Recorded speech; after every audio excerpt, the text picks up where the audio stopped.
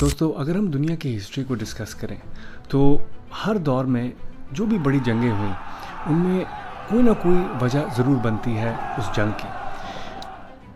Mesopotamia के इस reason में, इस दौर में स्पेशली, पानी वो एक प्रेशियस कमोडिटी थी जो कि बहुत सारी जंगों की वजह बनी। यही वजह है कि तारीख की सबसे पहली रिकॉर्डेड जंग जो कि 2700 BCE में रिकॉर्ड की गई, मोस्ट लाइकली उसकी वजह यही बनी, पानी। ये जंग किश के बादशाह एम-मेबरगज़ी ने शुरू की, जो कि इलाम के शहर के ऊपर की गई थी। बेसिकली एम-मेबरगज़ी इलाम के शहर के ऊपर हमलावर होते हैं जो कि आज के मॉडर्न डे ईरान में वाक़ है। वो इस शहर पे हमलावर होते हैं, इसको शिकस्त देते हैं और यहाँ से जितना भी माल गनीमत इनको मिलता है ये वापस मेसोपोटामिया ले जाते हैं। सो दोस्तों, हिस्ट्री की पहली रिकॉर्डेड बैटल या जंग was this one. Welcome to learning from history. मैं हूँ आपका host Najam. Thank you for joining us. दोस्तों, हमारी आज की एपिसोड डायनेस्टी ऑफ मारी से शुरू होगी। बेसिकली सुमेरियन किंग लिस्ट को सो फार हमने जितना डिस्कस किया है वही टॉपिक को, वही लिस्ट को हम आगे लेके चलेंगे और डायनेस्टी ऑफ मारी को डिस्कस करेंगे। ये आज की एपिसोड डायनेस्टी ऑफ मारी से लेके अकेडियन एम्पायर के रूल तक, जब अकेडियन एम्पायर का रूल शुरू होता है उस तक मबनी है। दोस्तों, सुमेरियन किंग लिस्ट जो है, हम काफ़ी दिनों से सुमेरियन किंग लिस्ट को डिस्कस कर रहे हैं। बेसिकली जो टोटल सुमेरियन किंग लिस्ट के वर्जन्स हैं, there are 8 total versions of Sumerian king list, जो कि मुख्तलिफ टैबलेट्स हैं, जो कि मुख्तलिफ साइट्स, मुख्तलिफ जगहों से बरामद हुए हैं। So there are 8 total Sumerian king lists जो वर्जन्स हैं। बेसिकली थ्रू आउट हमने सुमेरियन किंग लिस्ट की जो एपिसोड कर रहे हैं, इसमें हमने जो सुमेरियन किंग लिस्ट को रिफ़र किया है वो डिफरेंट इलाकों से मिली और डिफरेंट एरिया से मिली। सो जस्ट फॉर रेफरेंस, आपके रेफरेंस के लिए, कि सुमेरियन किंग लिस्ट एक कोई लिस्ट नहीं है, it's a combination of multiple king list from multiple locations. चलें आइए दोस्तों, आज की एपिसोड स्टार्ट करते हैं और डायनेस्टी ऑफ मारी, फर्स्ट डायनेस्टी ऑफ मारी को डिस्कस करते हैं। हमारे इस डायनेस्टी में जो हमारे पहले बादशाह, पहले लुगाल हैं, उनका नाम अनबू है। दोस्तों, अनबू ने यहाँ पर इस रीजन में 30 साल के करीब हुकूमत की। डायनेस्टी ऑफ मारी के दूसरे बादशाह अनबा, बेसिकली अनबा अनबू के बेटे थे। इन्होंने यहाँ पर कोई 17 साल के करीब हुकूमत की। हमारे तीसरे बादशाह बाजी एक वो बादशाह है इस लिस्ट में जिनका नाम सुमेरियन किंग लिस्ट में भी है और इनका नाम और भी एक दो जगह पर आया है। बेसिकली एक राइटिंग है जिसका नाम है बैलेड ऑफ अर्ली रूलर्स, उसके अंदर इनका जिक्र बड़ी डिटेल में आया है। इनका लक़ब लेदर वर्कर है, बेसिकली चमड़े का काम करने वाला जो होता है वो इनका एक लक़ब है और इन्होंने यहाँ पर 30 साल के करीब हुकूमत की। दोस्तों, Tell Leilan version of Sumerian king list, basically Sumerian king list के कुछ टैबलेट्स टेल लिलियन एक शहर है वहाँ से मिले। तो उसके मुताबिक जीजी जो कि एक बादशाह थे, जीजी बाजी के जाननशीं थे, लेकिन निपुर से मिलने वाली जो सुमेरियन किंग लिस्ट के टैबलेट्स थे उसके मुताबिक जीजी ने बाजी से पहले हुकूमत की। तो ये थोड़ा सा एक कह लें क्लैरिटी नहीं है कि जीजी पहले आया या बाजी, बिकॉज इन दो में थोड़ा सा कह लें इंफॉर्मेशन इज़ नॉट एक्यूरेट। दोस्तों, सुमेरियन किंग लिस्ट जो तेलिलियन वर्जन है या तेलिलियन से मिलने वाले जो टैबलेट्स है, उसमें जो बाजी हमारा जो बादशाह है इसका जिक्र बहुत सुमेरियन, बहुत कदीम हस्तियां जो हैं उनके साथ बहुत ज़्यादा आता है। उन हस्तियों में अलुलिम, अताना, गिलगमेश, हमबाबा, इंकदू, ये वो पर्सनालिटीज़ या ये वो लोग थे जिनके साथ इसका जिक्र बहुत ज़्यादा आता है। बाजी वाज वन ऑफ दोज बादशाह या लुगाल्स जिसके नाम के आगे ये सिंबल लगा जो कि शो करता है कि इसको एक खुदा या एक डीटी समझा जाता था अपने दौर में। बेबीलोन के दौर की एक तरकीब या एक कह लें एक कहानी या एक सॉन्ग है जो कि बाजी को एक देवता के तौर पर पेश करती है। इस तरकीब या इस सॉन्ग का नाम सॉन्ग ऑफ बाजी या बाजी का गाना कहा जाता है। इस मिथ के मुताबिक बाजी एक इबादत गाह या एक टेंपल हासिल करना चाहता है जिसमें उसकी वो अपने आप की अपनी पूजा करवाना चाहता है। तो बाजी ये हासिल करने के लिए अपने दुश्मनों को हराता है, उनको शिकस्त देता है। ये वो गॉड एनकी को खुश करने के लिए करता है, जिससे एनकी बहुत खुश होता है और इसे ये टेंपल या ये इबादत का इनाम के तौर पे दे देता है। इस गाने में एनकी को बाजी का बाप भी बताया गया है और इस गाने के मुताबिक बाजी को और भी बहुत सारी ताकतें दी गईं, जिसमें वो ताकत थी जो कि ये इंसानों का सर्वे करता था। बेसिकली हर इंसान के बारे में इसको सब पता था। ये उन इंसानों के जो दिमाग का अच्छा और बुरापन सब जानता था। बाजी को एक्सोर्सिज्म्स से भी जोड़ा गया है इस गाने के मुताबिक। तो दोस्तों ये थी हमारा किंग बाजी, जो थोड़ा इस इंफॉर्मेशन इसके बारे में मौजूद है। That's that. इसके बाद हमारा चौथा लुगाल जीजी का जो लक़ब था वो फ्यूलर था और इसने यहाँ पर 20 साल के करीब हुकूमत की। हमारे 5वें बादशाह लिम का जो लक़ब था वो गुदाग प्रीस्ट के नाम से उनका एक लक़ब था।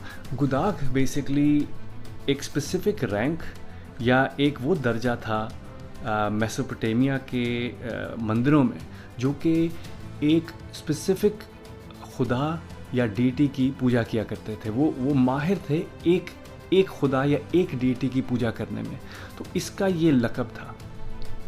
इसने यहाँ पर 30 साल के करीब हुकूमत की। हमारे 5वें लुगाल शारोमितार ने यहाँ पर 9 साल के करीब हुकूमत की। शारोमितार के बाद हमारे मारी शहर को शिकस्त होती है और इस शिकस्त के बाद जो बादशाहत है वो किश के शहर के ऊपर वापस चली जाती है। बेसिकली ये तीसरी दफ़ा था कि किश का जो शहर है वो ताकत में आता है।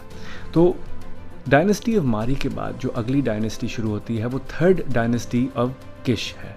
दोस्तों 3rd डायनेस्टी ऑफ किश का पहला लुगाल या की पहली लुगाल कुबाबा सुमेरियन किंग लिस्ट के मुताबिक ये वन एंड ओनली, ये एक वाहिद लुगाल या किंग बताई जाती है जो कि एक औरत थी। So she is the only one. इसने एज़ पर द सुमेरियन किंग लिस्ट इसने किश की बुनियादें बहुत मजबूत की जब ये ताकत में आई। इसने यहाँ पर 100 साल के करीब हुकूमत की। वक्ती और मकामी फ़र्क की वजह से कुबाबा का जो नाम है इनकी सुमेरियन किंग लिस्ट के अलावा जो सुमेरियन मिथोलॉजी जो है उसमें एक देवी कुबाबा के नाम से है। इस रूलर का या इस लुगाल का नाम भी कुबाबा था। नाउ जैसे मैंने कहा कि जो टाइम डिफरेंस इतना ज़्यादा था और इतनी इन्फॉर्मेशन नहीं है, हम ये गारंटी से नहीं कह सकते कि ये कुबाबा और जो देवी कुबाबा थी ये एक ही लोग थे, लेकिन मोस्ट लाइकली ये नहीं थे बिकॉज़ जो दोनों का जो मेंशन हुआ है वो टाइम डिफरेंस बहुत ज़्यादा है। वक्त का बहुत डिफरेंट वक्तों में इन दोनों का जिक्र आया, तो इन दोनों के दरमियान में कोई ताल्लुक़ नहीं बताया जाता। इसकी जिन्स या इसका जो सेक्स है उसकी वजह से इसकी शमूलियत इस लिस्ट में बहुत ही गैर मामूली समझी जाती है। बेसिकली इट्स जो आर्कियोलॉजिस्ट या जो मेसोपोटामियन एक्सपर्ट्स हैं वो इसको very out of the ordinary समझते हैं इसकी इंक्लूजन इस लिस्ट के अंदर।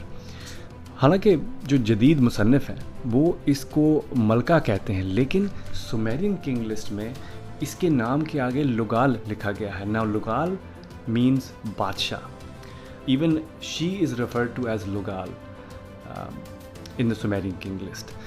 दोस्तों इसके बाद किश को शिकस्त होती है और बादशाहत किश से हट के अक्षक सिटी के पास चली जाती है।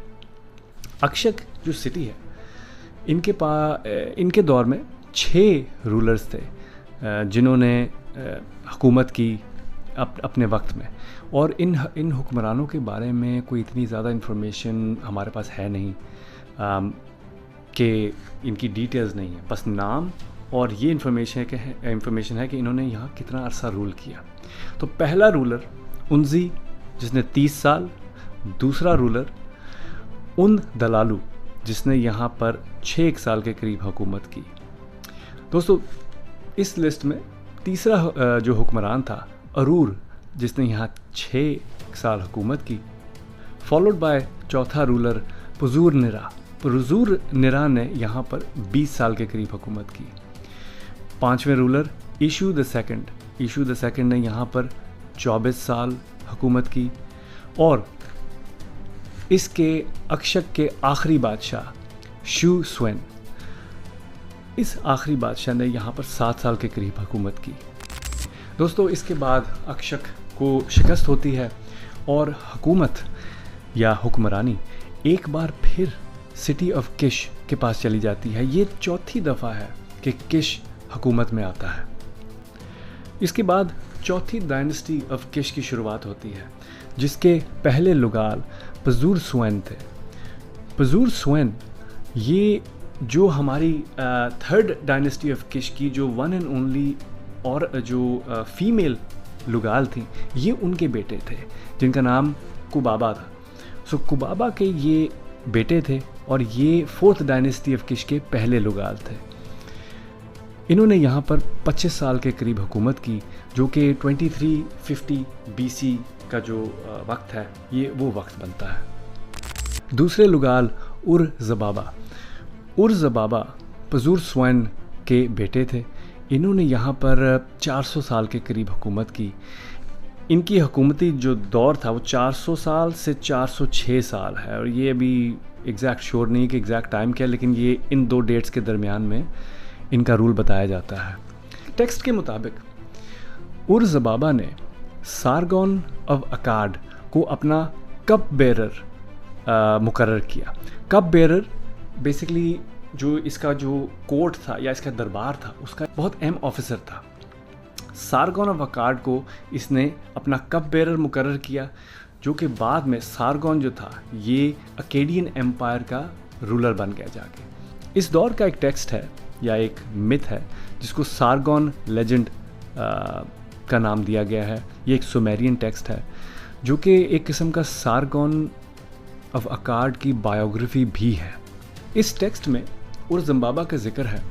वो एक ख्वाब से उठता है, एक नाम मालूम वजूहात की बिना पर उर ज़बाबा सारगोन ऑफ अकाड को, जैसे मैंने पहले जिक्र किया, अपना कप बेरर बना देता है। एक ऑफिशियल, अपने कोर्ट का एक ऑफिसर, एक हाई रैंकिंग ऑफिसर बना देता है। इसके फ़ौरन बाद उर ज़बाबा सारगोन को अपने कमरे में बुलाता है एक ख्वाब डिस्कस करने के लिए, जो कि इसने सारगोन के बारे में देखा है। इस ख्वाब में या इस ख्वाब के अंदर इसने गॉडेस इनाना को भी देखा है। तो इस बिना पर या फॉर सम रीज़न हमारा बादशाह उर ज़बाबा बहुत डरा हुआ है, और वो इसी वजह से सारगोन को मारना चाहता है। बेसिकली उर ज़बाबा ये प्लान बनाता है कि वो सारगोन को ई सिकिल, जो कि एक शहर है, वहाँ भेजेगा, और वहाँ पर वो बेलिक्तिकाल नामी एक शख्स से बात करता है कि जब सारगोन तुम्हारे पास आए तो इसे उस आग की भट्टी में धकेल देना जिसमें बेलिक्तिकाल जो कि एक इंसान है, वहाँ पर वो मूर्तियाँ, स्टैचूज़ बनाता है। तो वो कहता है जब ये सारगोन वहाँ आए तो तुम इसको उस आग की भट्टी में धकेल देना ताकि ये मर जाए। सारगोन while he's on the way, सारगोन को जो गॉडेस इनाना है वो ई सिकिल का जो शहर है वहाँ जाने से मना करती है। बेसिकली वो उसको कहती है कि तुम शहर के अंदर ना जाना, शहर के दरवाजे पे ही जाके तुम उस बंदे से, बेलिक तिकाल से मुलाकात कर लेना। इनाना ने बेलेक्तिकाल का और उर्ज़म्बाबा का ये प्लान मट्टी में मिला दिया है। अब सारगोन बेलेक्तिकाल से मिलता है और 5 से 6 दिन के बाद वो वापस उर्ज़म्बाबा के दरबार में आ जाता है। दोस्तों, जब सारगोन उर्ज़म्बाबा के पास वापस आता है इसके दरबार में, तो उर्ज़म्बाबा बहुत खौफज़दा हो जाता है। वो फिर एक और प्लान करता है और इस प्लान के मुताबिक वो सारगोन को उरुक के लुगाल ज़फ़ज़ी के पास भेजता है। वो सारगोन को एक क्ले टैबलेट, एक मिट्टी से बना हुआ टैबलेट देता है, जिस पे ये पैगाम लिख देता है कि सारगोन को मार दिया जाए। उर्ज़म्बाबा के बाद हमारे तीसरे लुगाल ज़िमुदर ने यहाँ पर 30 साल के करीब हुकूमत की। ज़िमुदर के बाद हमारे चौथे लुगाल उसीवतार ने यहाँ पर 7 साल के करीब हुकूमत की और ये ज़िमुदर के बेटे थे। हमारे 5वें लुगाल इश्तारमुती ने यहाँ पर 11 साल के करीब हुकूमत की। इसके बाद इश्मेशमाश जो कि छठे बादशाह थे, इन्होंने यहाँ पर 11 साल के करीब हुकूमत की।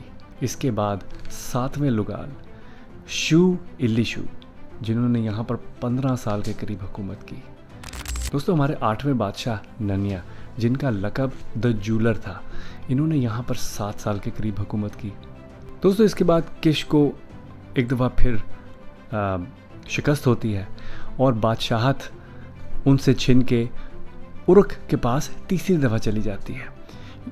इससे स्टार्ट होता है 3rd डायनेस्टी ऑफ उरुक, जिसके पहले लुगाल ज़गासी, जिन्होंने यहाँ पर 25 साल के करीब हुकूमत की। इनका दौरा हुकूमत 2358 से लेके 2334 BCE तक बताया जाता है। सुमेरियन किंग लिस्ट के मुताबिक ये सुमेर के वो आखिरी बादशाह थे जो सारगोन ऑफ अकाड के अकेडियन एम्पायर के राइज से पहले थे।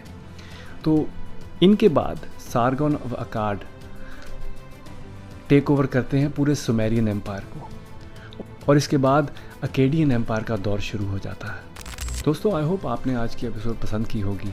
हमें लाइक, शेयर, सब्सक्राइब करना मत भूलिएगा। Thank you for joining us and I hope to see you next episode. Thank you.